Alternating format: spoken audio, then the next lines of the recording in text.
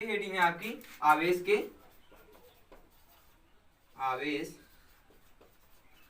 प्रकार।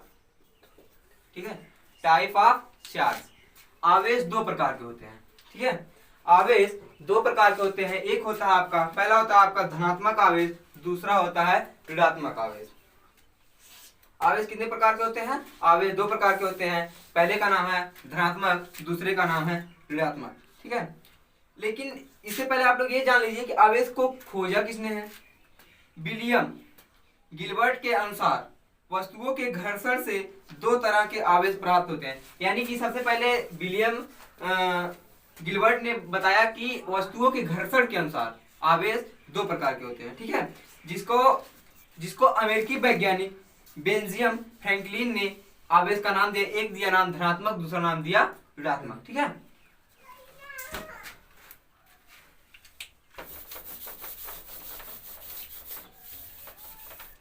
ठीक है, आवेश के प्रकार।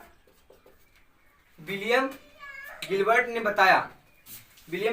बताया कि आवेश जहां पे वस्तुओं में घर्षण की सतहों पर दो आवेश प्राप्त होते हैं, जिसे, लेकिन इन्होंने केवल ये बताया कि आवेश होता है, कैसे प्राप्त होता है, लेकिन उनका नाम इन्होंने बताया नहीं। लेकिन अमेरिकी वैज्ञानिक बेंजामिन फ्रैंकलिन ने बताया कि आवेश का नाम उनका नामकरण किया कि आवेश दो प्रकार के होते हैं, लेकिन उनका नाम क्या है? पहला बताया उन्होंने धनात्मक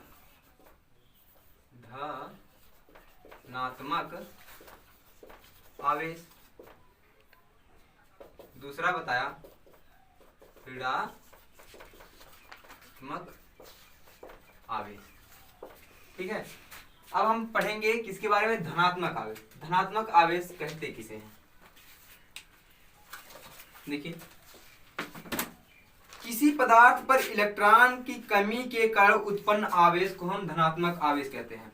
जैसे कोई पदार्थ है, उस पर इलेक्ट्रॉन की अगर कमी होती है, किसी पदार्थ पर, धनात्मक आवेश कहते हैं किसे? किसी पदार्थ पर इलेक्ट्रॉन की जब कमी होती है, उसे हम क्या कहते हैं? धनात्मक आवेश कहते हैं। और ऋणात्मक आवेश इसका ठीक उल्टा होगा। जैसे किसी पदार्थ पर इलेक्ट्रॉन की बढ़ोतरी होती है, यानी कि उस पर इलेक्ट्रॉन जब चढ़ेगा, यानी कि जब इस पे इलेक्ट्रॉन मिलेगा उसे, तो उसे हम क्या कहेंगे? ऋणात्मक। आप लोग ध्यान दीजिएगा कि जैसे हम किसी दुकान से जाते हैं, तो दुकान से हम उधार लेते हैं, तो वो तो प्लस में रहता है ना, वो प्लस में रहता है। अगर दुकानदार हमें पैसा देता है, हमें कोई सामान देता है, तो वो प्लस में रहता है। लेकिन हम उससे सामान लेते हैं तो हम किस में हो जाते हैं? ऋण में हो जाते हैं। ठीक है, इसलिए हम ध्यान देंगे कि धनात्मक आवेश कहते किसे हैं? जब किसी वस्तु पर, जैसे हम किसी से हम कोई वस्तु लेते हैं, तो वो हमें देता है, तो वो धनात्मक होगा। हम लेते हैं तो हम ऋणात्मक होंगे, इसलिए हम इसे कहते हैं धनात्मक आवेश। और जब हम किसी आदमी से हम उस वस्तु को लेते हैं, और जो हम ले लेंगे, हम क्या होंगे? वो हम होंगे ऋणात्मक आवेश। धनात्मक आवेश कहते किसे हैं? किसी पदार्थ पर इलेक्ट्रॉन की कमी होती है, तो उसे हम क्या कहते हैं? धनात्मक आवेश कहते हैं। और किसी पदार्थ पर इलेक्ट्रॉन की बढ़ोतरी होती है, तो हम उसे क्या कहते हैं? ऋणात्मक आवेश कहते हैं। आवेश, मुझे ऐसा लग रहा है कि आप लोग को समझ में आ जाएगा। ठीक है,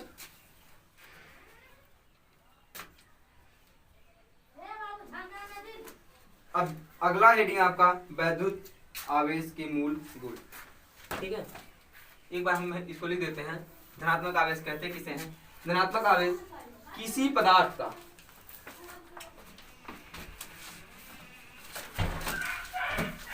धनात्मक आवेश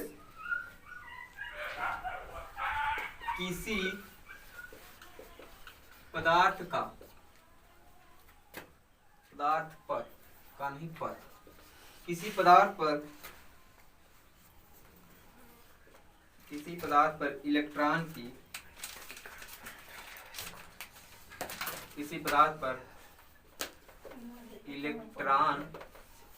की कमी के कारण उत्पन्न आवेश को हम धनात्मक आवेश कहते किसी पदार्थ पर इलेक्ट्रॉन की कमी के कारण जो आवेश उत्पन्न होता है हम उसे क्या कहते हैं? धनात्मक आवेश कहते हैं। ऋणात्मक आवेश देख लीजिए, ऋणात्मक आवेश किसे कहते हैं? ऋणात्मक आवेश कहते हैं किसे हैं? किसी पदार्थ पर इलेक्ट्रॉन की अधिकता के कारण उत्पन्न आवेश को। किसी पदार्थ पर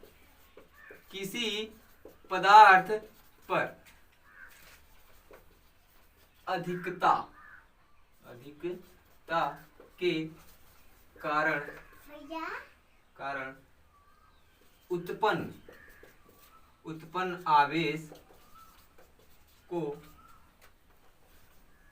उत्पन्न आवेश को हम क्या कहते हैं? ऋणात्मक आवेश कहते हैं। ठीक है, धनात्मक आवेश किसी पदार्थ पर इलेक्ट्रॉनों की कमी के कारण उत्पन्न आवेश को हम धनात्मक आवेश कहते हैं। और ऋणात्मक आवेश किसे कहते हैं? किसी पदार्थ पर अधिकता के कारण उत्पन्न आवेश को हम क्या कहते हैं? ऋणात्मक आवेश कहते हैं। आपकी अगली हेडिंग होगी वैद्युत आवेश के मूलभूत गुण। अगली हेडिंग आपकी है वैद्युत आवेश के मूलभूत गुण। वैद्युत आवेश के मूलभूत गुण। ठीक है, अब इसमें वैद्युत आवेश के निम्नलिखित मूलभूत गुण पाए जाते हैं। नंबर 1 है आकर्षण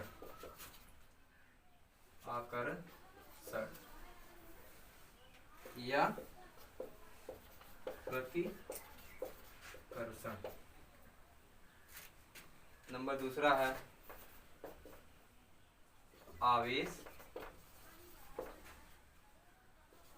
का संरक्षण। ठीक है, वैद्युत आवेश के मूलभूत गुण निम्नलिखित हैं। नंबर 1 है आकर्षण या प्रतिकर्षण। नंबर 2 आवेश का संरक्षण। ठीक है, देखते हैं हम कि आकर्षण या प्रतिकर्षण। जैसे आकर्षण का मतलब ये होता है कि किसी वस्तु को अपनी तरफ आकर्षित करना, है ना। प्रतिकर्षण मतलब अपनी ओर से किसी वस्तु, जैसे हम किसी को अपनी ओर आकर्षित करना चाहते हैं वो दूर जाता है ना। आकर्षण मतलब अपनी तरफ आकर्षित करना और प्रतिकर्षण मतलब होता है हमसे कोई दूर जाता है। लेकिन यहाँ पे आवेश की बात हो रही है। आवेश में आकर्षण तब होगा जब वो एक दूसरे के विपरीत होंगे। यानी कि अगर धनात्मक है तो ये नहीं है कि वह धन से आकर्षण होगा। वो किससे आकर्षित होगा? वो होगा तो हमेशा अगर धन है तो वो ऋण से आकर्षित होगा। यदि वह ऋण है तो वो प्लस से आकर्षित होगा। और प्रतिकर्षण क्या है? प्रतिकर्षण मतलब जब दो धनात्मक आ जाएंगे तो वो आपस से दूर जाने लगेंगे, उसे हम क्या कहते हैं? प्रतिकर्षण। आकर्षण मतलब क्या होता है? अपनी तरफ आकर किसी वस्तु को अपनी तरफ आकर्षित करना। प्रतिकर्षण मतलब कि अपनी तरफ से कोई वस्तु दूर जाती है। ठीक है, देख लीजिए आकर्षण या प्रतिकर्षण। ठीक है, सजाती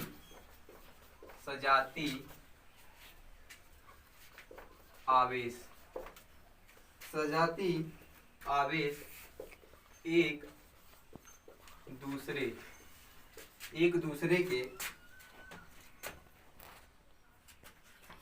दूसरे को प्रतिकर्षित करते हैं तथा यदि दो विजातीय आवेश मिलेंगे तो वो दोनों आपस में आकर्षित करेंगे। ठीक है, यानी कि जो आवेश होता है सजातीय आवेश एक दूसरे को प्रतिकर्षित करेंगे और जो विजातीय आवेश रहेंगे एक दूसरे को अपनी तरफ आकर्षित करेंगे। हम अभी आपको इससे पहले यही ना बताएं कि अगर जैसे प्लस और माइनस रहेगा तो वो आपस में मिलेंगे। यदि माइनस माइनस हो जाएगा तो वो दूर चले जाएंगे, या प्लस प्लस हो जाएगा तो वो दूर चले जाएंगे। यानी कि सजाती मतलब एक ही जाति के, यानी कि यदि प्लस हो तो प्लस की बात हो रही है, अगर माइनस हो तो माइनस की बात हो रही है। तो वही कह रहा है कि सजाती आवेश एक दूसरे को प्रतिकर्षित करते हैं और विजातीय आवेश एक दूसरे को आकर्षित करते हैं। यानी कि आप लोग को एक अच्छा उदाहरण बता रहे हैं कि आप लोग इसी समय में देख लीजिए कि हम यदि मेल है यानी कि पुरुष पुरुष पुरुष रहेंगे तो वो दूर जाते हैं। अगर पुरुष और महिला है यानी कि पुरुष और फीमेल है तो आपस में हमेशा एक दूसरे से मेल कर सकते हैं, लेकिन पुरुष और पुरुष एक दूसरे से मेल नहीं कर सकते, महिला महिला एक दूसरे से मेल नहीं कर सकते। कहने का मतलब ये है कि अगर एक ही जात के होंगे तो वो दूर जाएंगे, और अगर अलग अलग जात के होंगे तो वो आपस में पास आएंगे। ठीक है, ठीक है। वीडियो में अगर आपको अगर समझ में नहीं आता है तो कमेंट जरूर करिएगा। अगली हेडिंग आपकी है आवेश संरक्षण का सिद्धांत।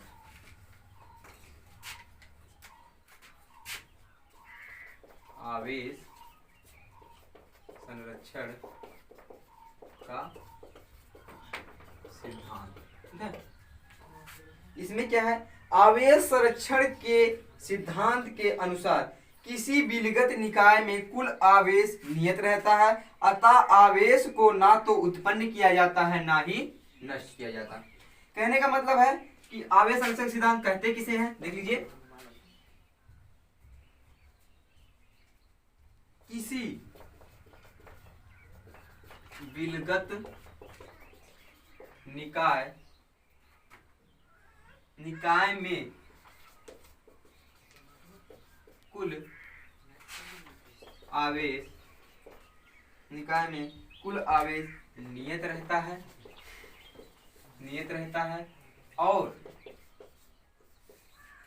आवेश को ना तो उत्पन्न किया जा सकता ना ही नष्ट किया जा सकता है, लेकिन बल्कि एक रूप से, बल्कि एक वस्तु से